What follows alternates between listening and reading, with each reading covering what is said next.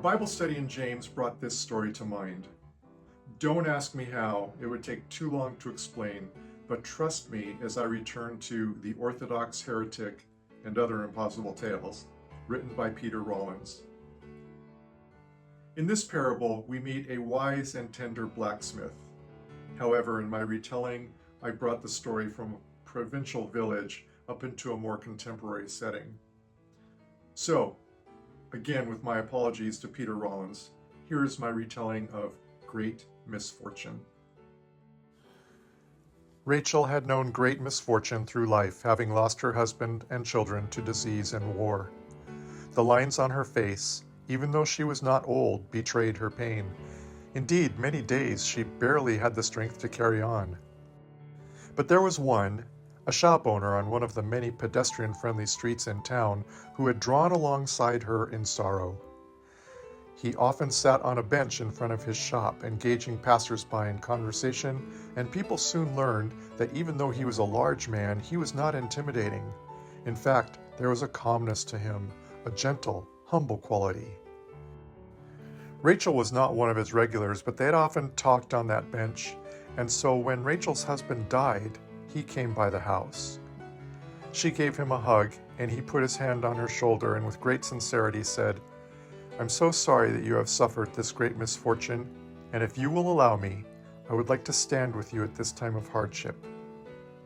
She invited him in, and after she turned off the TV, she sat near him and they shared a time of silence with each other. Ever since that encounter, the shopkeeper continued to visit Rachel, sometimes to chat, sometimes to listen, and sometimes just to bring food.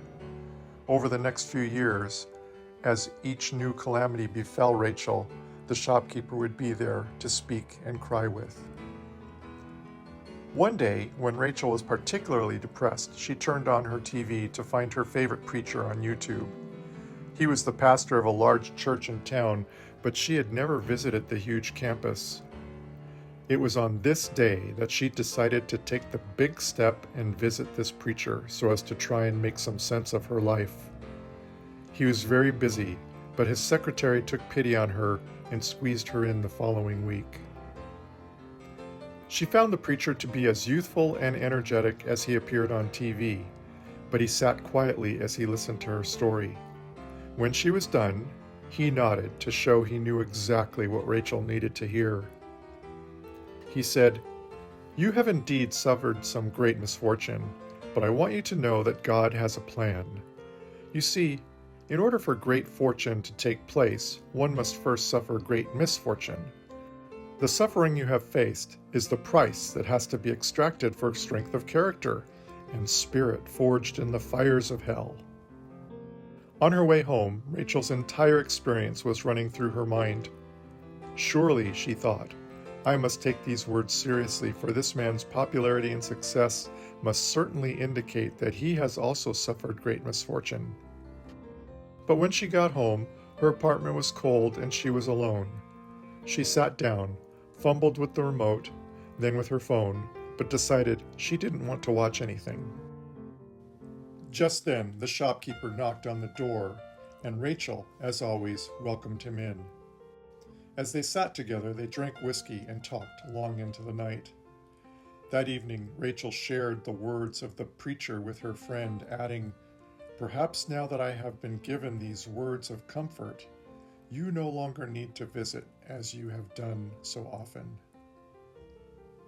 The shopkeeper simply looked at the floor for a few moments and then replied, "My dear friend, if what the preacher has said is true, then I am needed all the more. For if you had to suffer such great misfortune in order to find strength of character and wealth of spirit, then this is in itself a great misfortune."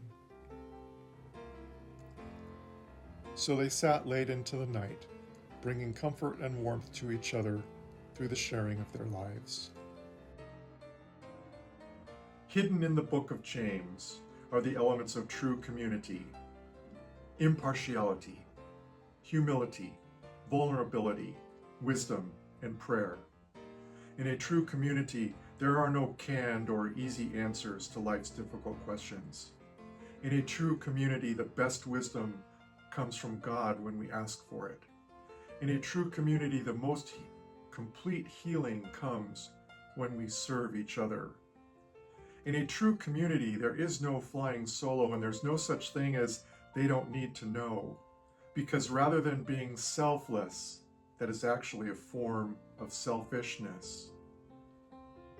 And as Rollins reminds us, the gentle act of presence is the balm for the wounded soul.